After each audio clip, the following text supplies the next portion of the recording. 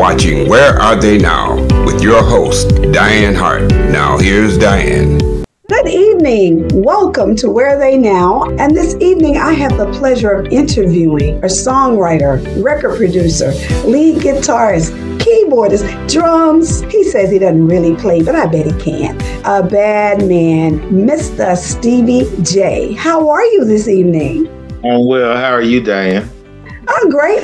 Listen, I don't have any complaints, and all those I have, I'm going to keep. Don't nobody want to hear my excuses, right? I got you. Let's talk a little bit about, where are you from? I'm from Jackson, Mississippi. I was born in Cleveland, Ohio. My father was a pastor. And when I was 6 months old, his pastor told him to pack up and move to Mississippi and start a branch of the church. And he was like, yeah, okay. And so, Mississippi has been my home since 6 months old. So, yeah, I'm from Jackson, Mississippi. Have you lived anyplace else? Yeah, I've lived in Alexandria, Virginia, Marietta, Georgia, Calhoun, Georgia, Chattanooga, Tennessee, but I like Jackson. So you like home. I like Jackson is home. Yeah, we're a little different down here. It's funny you say that because we all like our homes wherever we're really from, right? Yeah, there's no place like home. That's a true statement. How old were you when you got started? Singing, dancing, playing? What were you doing first? Like I said, my father was a pastor, so music has been around ever since I was, in the womb. My grandfather was a pastor. My grandmother played piano and sang while he was preaching. She'll play a little guitar too, My dad played guitar and organ and stuff. My oldest brother played. My youngest brother plays. It's always been around. I was the church drummer at probably about 10 or 11 years old. And that's where it started. They handed me the drumsticks. I started playing drums, and the next it was bass, and started picking up the bass. I found when I picked up guitar and started playing guitar, I found my love. I found the passion. It was in the guitar. I've been playing ever since. So does any of your other family play with you ever?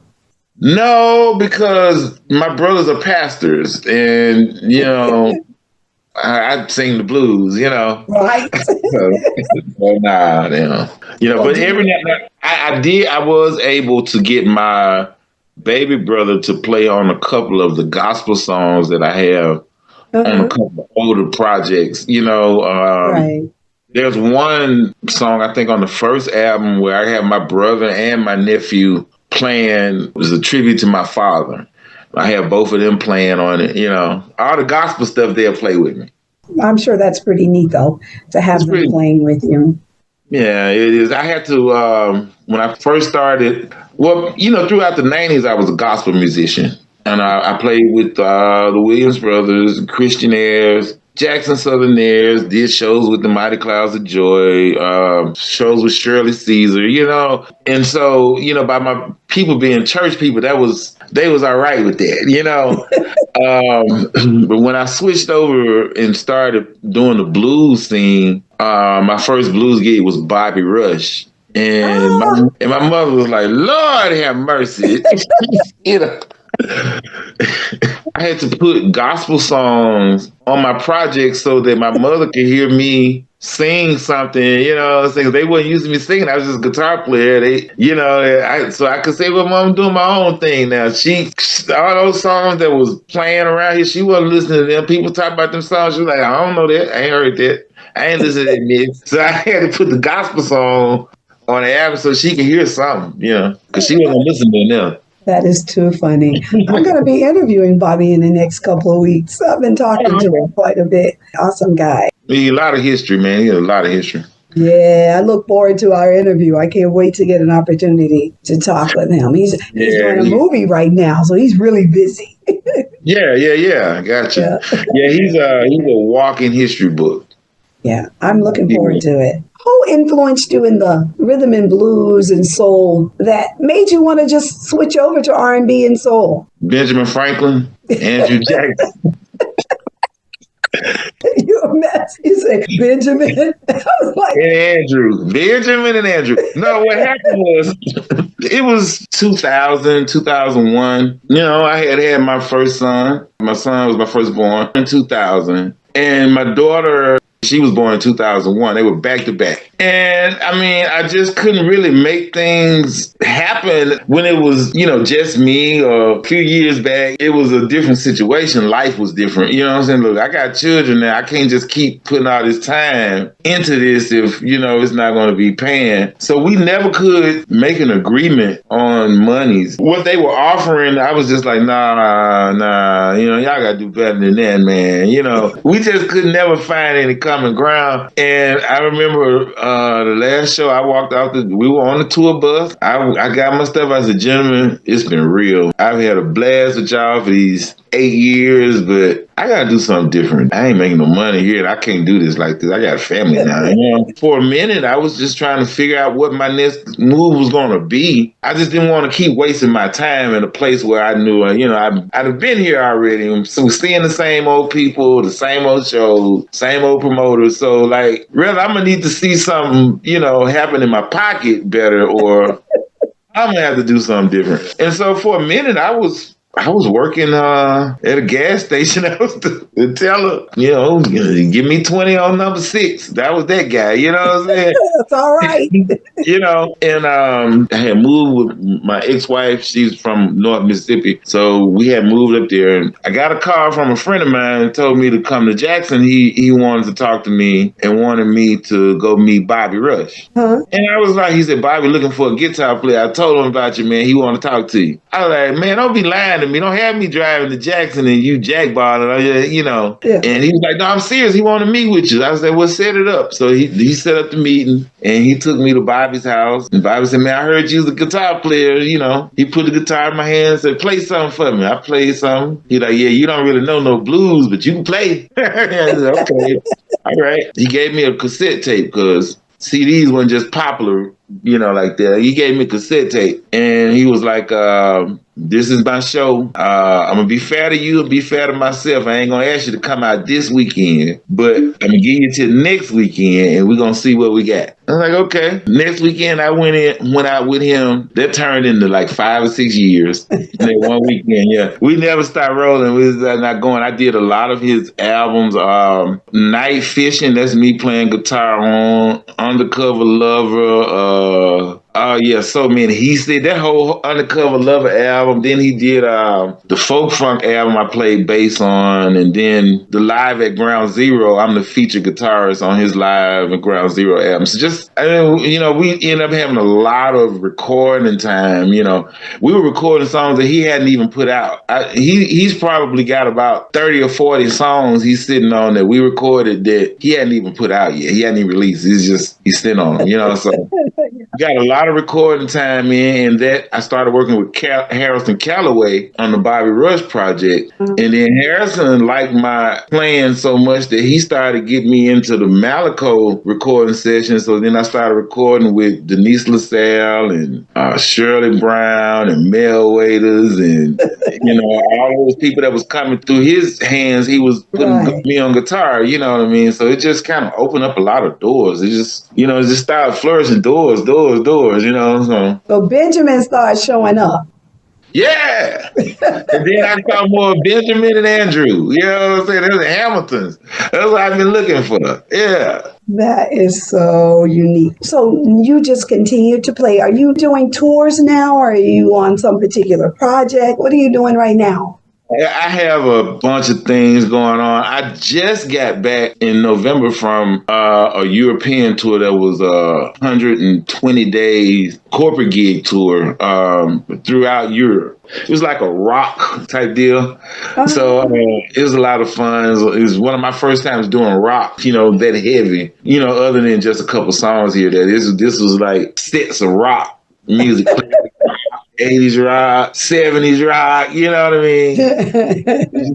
So it was a lot of fun. I came back. I'm working with the Frescona law firm on a project that they're doing, Emerald Tiger Management, where they're doing marketing and they're putting bands together, putting like a super band together with 6 blues musicians from Jackson, Mississippi. There's a book coming out about stories of our lives, each one of us, and there's an audio book with it. Everybody's got a song and everybody's got a video, and it's just a whole lot of stuff Here going come on. Jackson. A whole lot of stuff going on right now. And then my production company, my production partners out of Milwaukee, Wisconsin, Sid 55. We have a lot of great things now. I did the venture with Alcohol and U-Haul and Uber. All that is on the Sid 55 compilation album. And it's a bunch of talented people on that album. Now, I have 3 songs on the album. I think everybody else has like 2 songs. But it's so many great artists on that album, and it's Southern Soul, but he's an R&B producer. You know, he's worked with people like R. Kelly and Selena Johnson and Mario and Jamie Foxx and all these people. They've been down in his studio recording their music, but he loves Southern Soul. Right. So he wanted to do a production album of Southern Soul and fusing it with the R&B sounds that they have up, you know, in the Midwest with the Southern Soul. So, you know, if you hadn't heard about Sid 55, the second home of Southern Soul album, go check that album out. Because it's hot. It's so much hot. It's so much talent on that album. Yes, that's where I heard your Alcohol and U-Haul. Yes, that's my favorite song. Oh, I love that song. Oh, so did I. Well, we're going to take a break and we're going to play that song. That song is smoking, you all. I can't wait to tell you the story about this song. We're coming right back and we're going to talk about that bad boy. So y'all are going to take a break and we'll listen to Alcohol and U-Haul, and we'll be right back.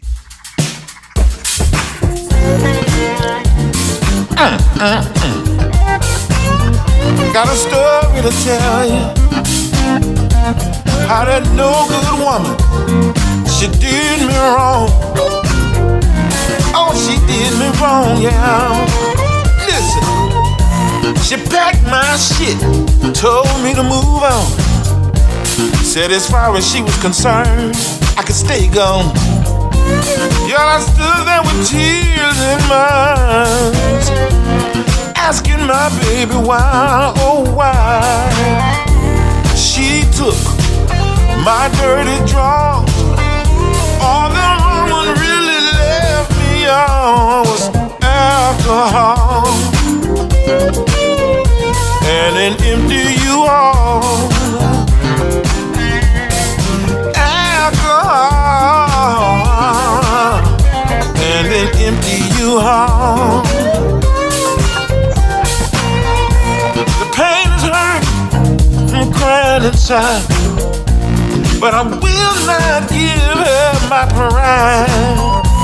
I'm all depressed and don't know what to do. Need this bottle to see me through. She took my dirty drum. All that woman really left me on was alcohol and an empty U-Haul. Alcohol and an empty U-Haul. I think I called my friend Sid and tell him, Sid 55, that woman that left with some cheap liquor. Can I get $100 to buy me a fifth? Yeah, y'all know I don't drink that cheap stuff. She took my dirty drum. All that woman really left me on was alcohol and an empty U-Haul. Alcohol and an empty U-Haul. I don't know what I'm gonna do. I don't know what I'm gonna say. And I don't even know who to talk to. Tell him that woman done did me wrong.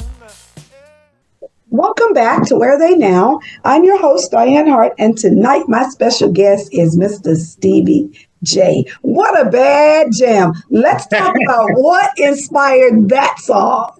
I teamed up with Sid and 55. I was actually in Europe when they called me. And so we had all of these Zoom calls and we were talking. And the thing was, well, once you get back, we'll shoot the video, the Uber, then we'll start working on other songs. It's like, okay, so they were throwing me ideas that they had. It was this one song that he played on the way to the video shoot in Atlanta, and it was Alcohol and U-Haul. It was like a rap. Uh-huh. And I was thinking to myself, I was like, that could be a really cool blues. But I don't want to offend him by saying, let's make this rap song a blues song, you know.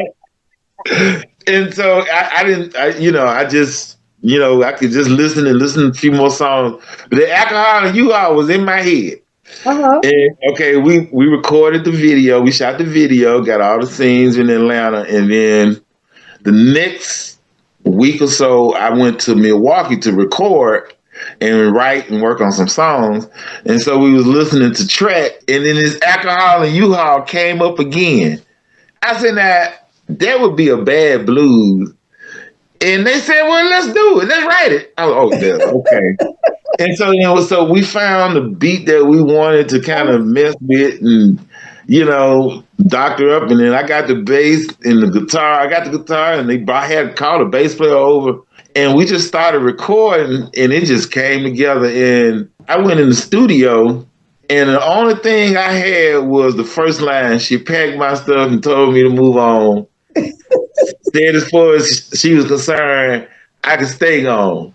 Alcohol and U-Haul. That was the only lyrics I had. That was the only lyrics I was given. So I just told a story in real time. That's why it feels so loose, because it was more like a freestyle. Uh-huh. And, of course we went back and kind of cleaned up a few spots on the freestyle, but there was nothing written. There was nothing. It was just a story that was just told on the fly. And it feels so good to me like that.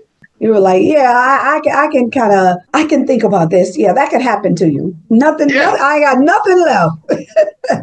She took right. And I mean, everything was just on the fly, and the guys were standing around. It was like I was just performing to them in the booth.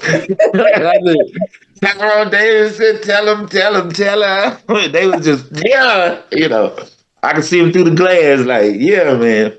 It's a bad jam. It is a bad jam. I laughed so hard. I said, ooh, I know some men have been through this before. So this is a true story. That's been my whole initiative, especially with the SID 55 movement. We got to get back to real music. They're not doing songs like that anymore.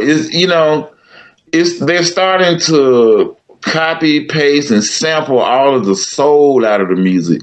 Right. And everything is starting to sound so computerized and, quantized. Everything is D 1 2 3 4 out 1 2 3 4. It is no soul in it. Which is, and a lot of it is really good. You know what I'm saying? But we got to get back to that soul. We got to get back to that real music, like Tyrone Davis and Marvin Cease and them used to cut. Artie Blues Boy White and all them people. Man, we got to get back to that.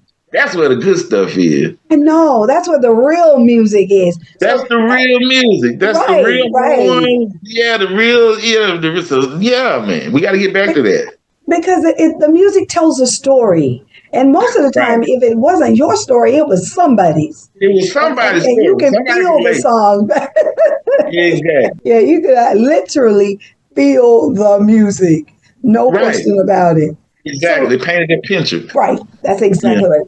You love that Southern soul flair because you have it. I tell anybody, you don't really understand Southern soul culture until you come to Jackson, Mississippi, Greenwood, Mississippi.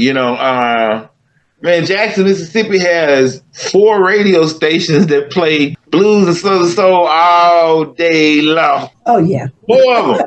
4 FM stations. You know what I'm saying? That ain't, you can't get that nowhere, No, you don't get to hear that all day everywhere. Yeah, right. That's true. Exactly. It's mostly on a Saturday or Friday and Saturday, for a couple of hours through the day. No, they 24 hours a day.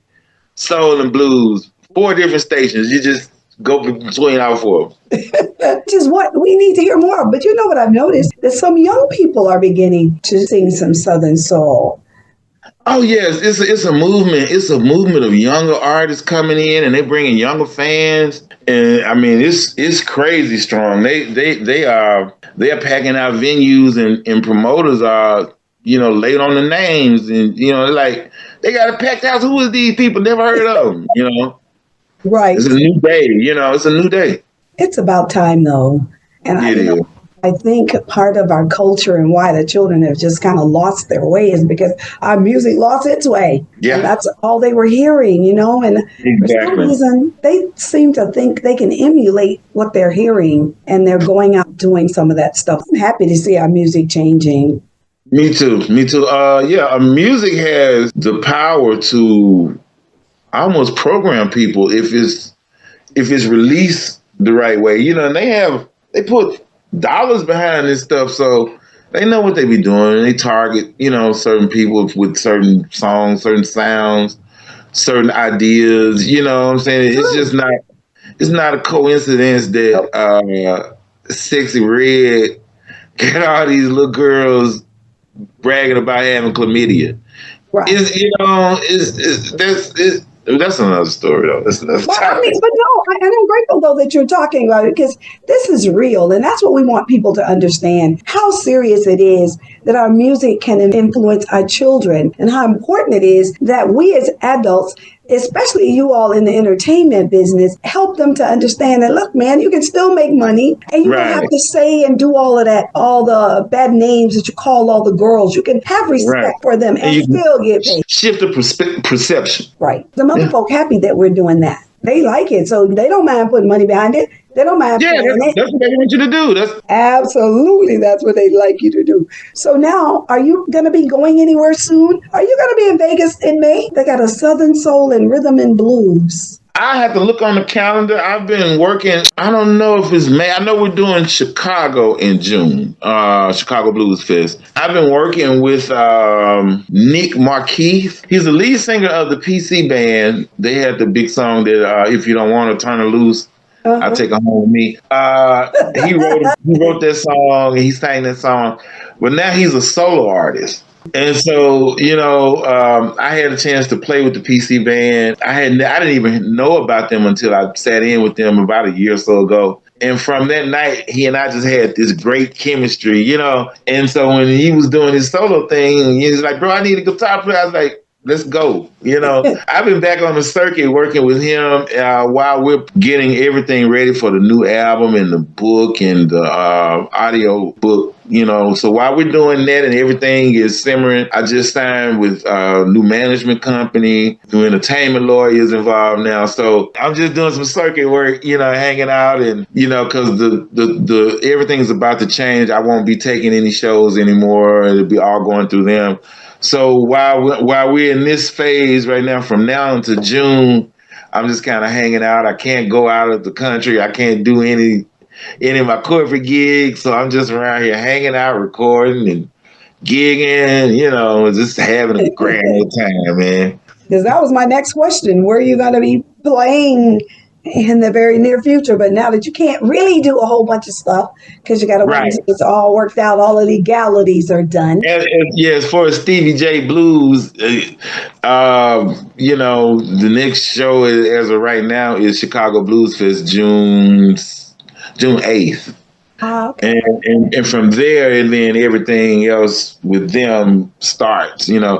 I believe I can say that the audio book, the album, is on Sony Music. So is it already out? No, but they have everything ready. They're going to distribution. It'll be distributed through Sony Music. So so with that, it comes a whole lot of preparation and promotional stuff that you have to have. So I expect that the book and the album will be out sometime in June. Okay. Well, we're going to take another break and we're going to talk about Uber. I can't wait, you all. You all have got to watch the video on Uber. That's a bad jam. So we're going to take a break and we're going to listen to Uber, and then we're going to come back and talk a little bit about that Uber ride that you had to have.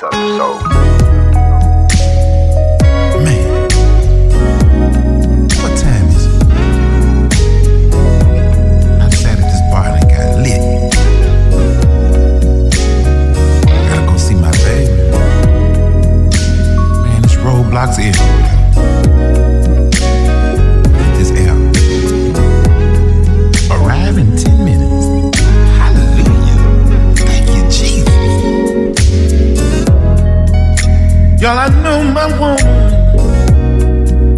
is waiting on me. It's been a long, long time, and I'm so eager to see her. Now I drank a couple shots. This tequila got me right, and I don't want no roadblocks messing up my good night. Call my baby on the phone. She was sounding so good, had me all excited, because we were both in the mood. My heart started racing. I'm pretty sure hers was too. I gotta call this Uber, make it do what it do.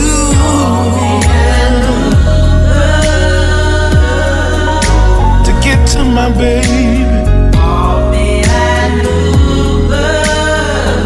Oh, I just wanna see her.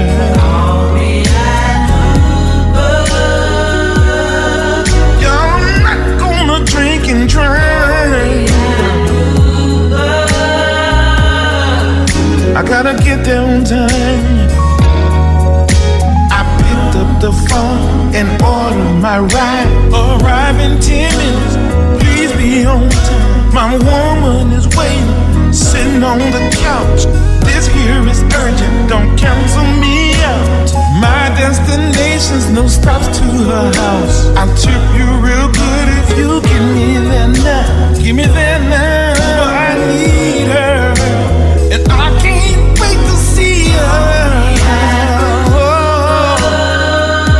Gotta get to my baby, call me an Uber, and I just don't wanna be late. Call me an Uber. Put the pedal to the metal and drive a try. Can you get me there now? Call me an Uber. I know she's waiting on me. Call me an Uber. With her, I wanna be. I wanna be. When you pull up on the street, I'm gonna be standing outside. I gotta get them now.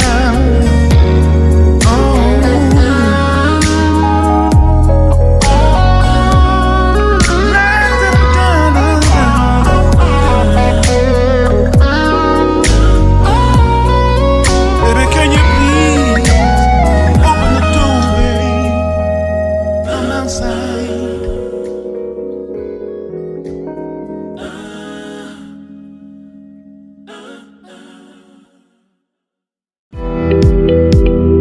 You are watching Where Are They Now with your host, Dianne Hart. Now here's Dianne. Welcome back to Where Are They Now? I'm your host, Dianne Hart, and tonight I have on the show with me Mr. Stevie J. When I tell you, you all, you gotta hear it. You must. So where did Uber come from? Uber, it was an idea that I had with, I have a ex-girlfriend that I'm really close to. Like, we talking, we're really good friends. People don't know we good friends, but we're really good friends. And we were talking about Taxi, Jay Blackfoot. I used to love to perform Taxi, and I was saying I want to do something like a Jaheim to Taxi. Mm-hmm. I wanted to be Taxi, but not Taxi, but Taxi, And so we were talking about that, and that's when the idea came. The Uber, take the intro and just play it, because we didn't want to sample it. I wanted to, I didn't want to steal nobody's work. I think it's enough.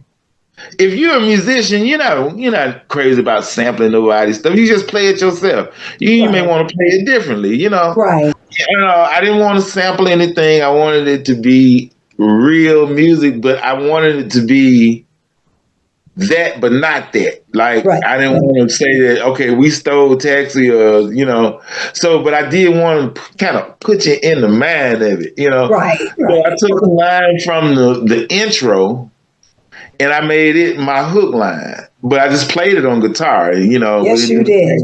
Just played it on guitar and just, and just made a wonderful groove and just told a story. I had a friend of mine to write the lyrics. And it's funny because he's a younger guy. He had never heard Jay Blackfoot's Taxi. Right. So I told him, I said, well, don't listen to it. Right. Don't listen to it. I know enough of it I can put the feel that I need from that. I got that. You just write your words, And he came up with those lyrics. It is a bad jam. Thank you. From where you started at the club because you'd had too much to drink. Couldn't possibly go through a roadblock to mess up your night. I was like, you go. We've all been in that situation at least once or twice. It is awesome. And at the end where you just played again, I told Thomas, I'm like, baby, you got to hear this song. You must hear this song. You got to listen to it. That thing is bad. Yeah. Thank you. Wow. So when do you think the juices flow for you most? Is it at night or is it day or is it when you're driving, riding around? When do lyrics come to you or they just come to you anytime? It could be anytime. Most of the time, I have a melody in my head first. I have a song, "You Got That Love." It kind of feels like a Gerald Levert type song. I had that melody in my head since I was in high school. It sat in my head, and then one day I said, I'm gonna do something with that today. And I went out there and made the track. I was like, wow, it came together fast, but that song had been in my head for years. And why do you think you've never reacted on it? I don't know. Sometimes I think timing, is so important with stuff.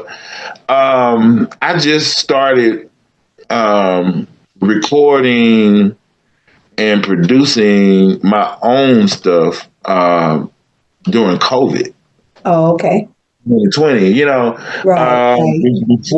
Before COVID, I was rather making deals with other producers to rather buy time in their studio or swap out guitar tracks for, music tracks or, we're doing it like that, During COVID, it showed me a new way. And then it was like, well, now if I got an idea, I just come out here and put it down. And I think that's what happened. It was one day during COVID, because that song, we released that song in like 21, 22. So it was like one day during COVID, I said, you know what? I'm gonna make that a song today. That was my goal, to make that a song. And it came out good. Wow, must be nice. I really wish I would have did that 10 or 15 years ago. You weren't ready 15 years ago. Yeah, I feel like every artist needs to have their own space. Even if you're not releasing the music that you record, with your own, have a setup to demo your stuff, Right. So let me ask you this. If you could give a little advice to some of these new up-and-coming young folk or some of these middle-aged folk who think they know everything, what would you tell them about this industry? What do you think is really important in being successful? And how do you get there? Oh, there's one thing. You have one of the most important questions that you'll be asked in this industry is, do you own the publishing? That's the most important question that you will be asked in this industry if you're a recording artist. If you own your publishing, you can make a deal somewhere, that can be very lucrative for you. If you sign your publishing away, then somebody else owns that song. Whoever owns the publishing owns the song. A lot of people don't understand that. They get writer's license, but don't get publishing company. The publishing is the ownership of the song. Okay. So I was able to make a lot of these moves that I'm making right now because they were looking for people who own their own publishing, who own their music. They don't want to go through a lot of these companies and red tape, and they have to be able to take Sony Records 50% of something. You know what I mean? So they like, you own your publishing? You 100% independent? Yes, I am. What you trying to do? You know? And then they talked to me about what they were trying to do and what they were willing to do and the money that they're going to spend, you know? Right. Well, why not? You know, I give you these songs. I give you 3 of these songs right here. You take these 3 and go and do it. You spend your money on these 3. Look, we got a deal. Tell me what time my photo shoot is. I'll be there. You know. Hey, tell me what time the photo shoot. I'll show up. I will give it to you. So you have really, really enjoyed this life down through the years, even when it was lean and you weren't really making a lot of money. It appears that you really still enjoyed it anyway. Absolutely, absolutely. Because with music, if you're going to do music professionally, it has to be your passion. You know, there's going to be some times where you're going to come out, leave the house, come back home with $1,200. But there's going to be some times where you going to leave out the house and come home with 120. So, you know. So, but you didn't give up. You stayed at it anyway. You have to keep driving the nail. If you stop hitting the nail, then it don't have a chance to ever pierce in the wall. But if you keep hitting, at some point in time, it's going to pierce. You just got to keep knocking it. Well, let me tell you a little bit about what I think about you. I think that you seem to care for other people and you don't mind helping. It was one of the things I should say on my show. I have a show I do every Saturday morning from 8 to 9. And I always say at the end of my show, be a blessing to someone else and someone will be a blessing to you. Absolutely. I see you doing that, even with the people who I've worked with. Pete Peterson. Pete, that's my dude right there. That's right. Pete was like, oh, let me call Stevie J. Stevie will make this a song. You know, and he and I have a great working relationship. We've never met in person. He called me some years ago. Somebody had referred him when he was doing Desert Sound, and he had Peggy Scott Adams and Ghetto Cowboy and a couple more artists. And he was like, man, I need guitars on about 4 or 5 songs. And I heard that I can count on you to do the stuff, man, and not rip me off. Or I said, bro, you just send me the money, tell me what you want me to do, send me the MP3, and I'll send it back to you tomorrow, bro. You know, and after that day, they just, you know, we just established it to where, you know what I'm saying, he know if I say I'm going to do it, I'm going to do it. You know, he know if he can hear a song and know if it needs what I do on it. He'll tell you quick, you need to have Steve J to color this up, you know, yeah. Exactly. Yeah. Pete is just absolutely awesome. Pete is over in the Philippines. I've never met Pete, and we've been working together for the last few years. And you know, we've never met in person. I was in Asia about 2 years ago, and I was somewhere in the Philippines, and he said, man, why you didn't call me? You was 30 minutes from me. I was like, oh my God, really? Yeah, Pete is an awesome, awesome gentleman. Yeah, he has that spirit. If you're good, you will know who he is. Right. I mean, your spirit will just automatically connect. In fact, Where Are They Now is Pete's brainchild, and he wanted us to do this on Detroit Hot Television, Facebook, because it gives us an opportunity to kind of tell people a little bit more about you all, the entertainers, who they don't really know. They just know your music, but they don't know the person intimately. So this gives us an opportunity to kind of introduce them to you and you to them. Well, hello, Detroit. And I have a television station in Tampa. It's called Tampa Bay TV. Oh, very nice. I'm on Roku every Wednesday night. I'm from Tampa. How far is Brooksville from Tampa? About 45 minutes. Nowhere. You have family in Brooksville? No, we'll be there at the end of the month doing the show with Nick. End of what month? End of March? In March. March 29th is the show. Yeah, we'll be in Brooksville. Hey, where will I be on March 20th, March 29th? I'll be in Tampa. It's my son-in-law's birthday. I am I'm going to be home that day. Dang it, I wish I had known. I'd have convinced him that we should have had his birthday party in Brooksville. There. Yeah, that would have been cool. Yeah, that would have been awesome. So when are you going to be back down in Florida, do you know? I don't know. I hadn't looked at his schedule. I take it month at a time. I know you're right. Month by month, man. I feel the pain. Yeah, you know. 1,000 times a day. I know my staff is like, you need to know where you're going. Right. But I hear that music. I know the time's winding down, so I got to get ready to get out of here. And I know you have things to do.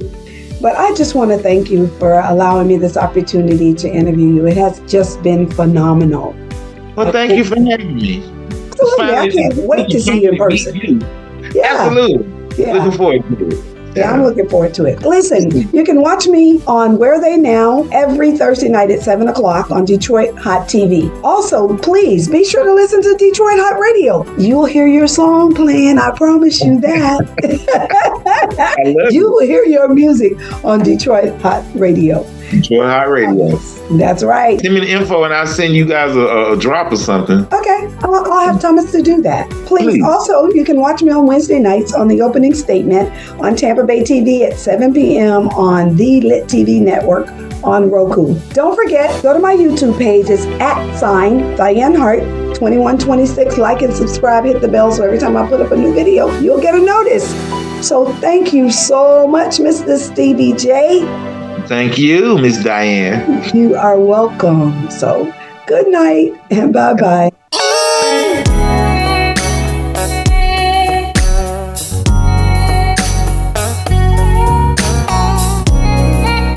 Oh, baby. 3 o'clock in the morning, baby, and my love Jones is sitting on strong. Can't wait till you get home. Hoping you feel like getting it on. I know you're tired from working hard all day, but if you give me a little time, I'll let you rest easy all day. See, I wanna give you everything that you shouldn't have need, and I'm gonna make it feel good to you, 'cause I'm aiming to please. See, girl, when you come home, lay it down and give your body to me. You can bet your last dime I won't waste your time. I aim to please. You got that love that you got that love that I'm want. You got that love that I need. Oh, you got it, you got it, girl. That love that is good to me. It's good to me. Knocks me right off of my feet. Knocks me right off of my feet. You got that love that I want. And I can sing it to the mountaintop, and I can tell the world. Down in the valley, no, I love that girl. It's good to me, yes I do.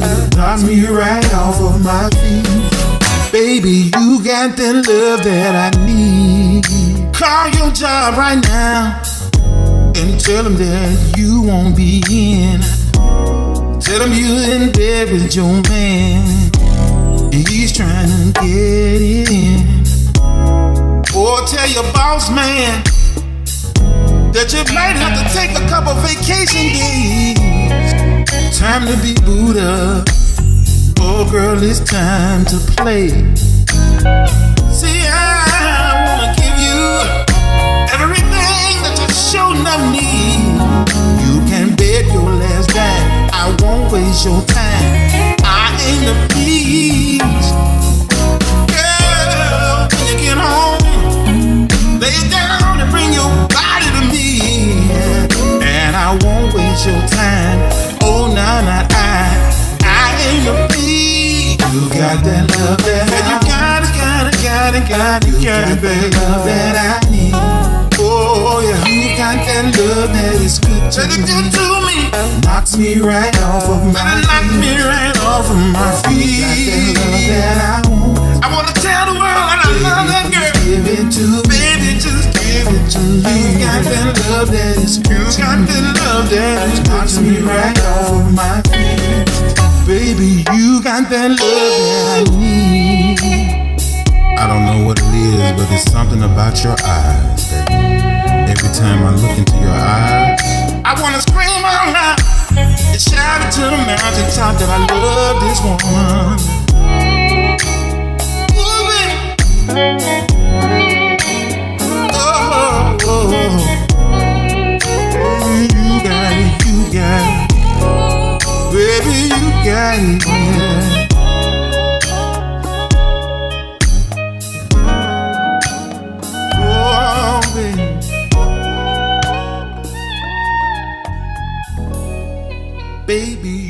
got that love that I need.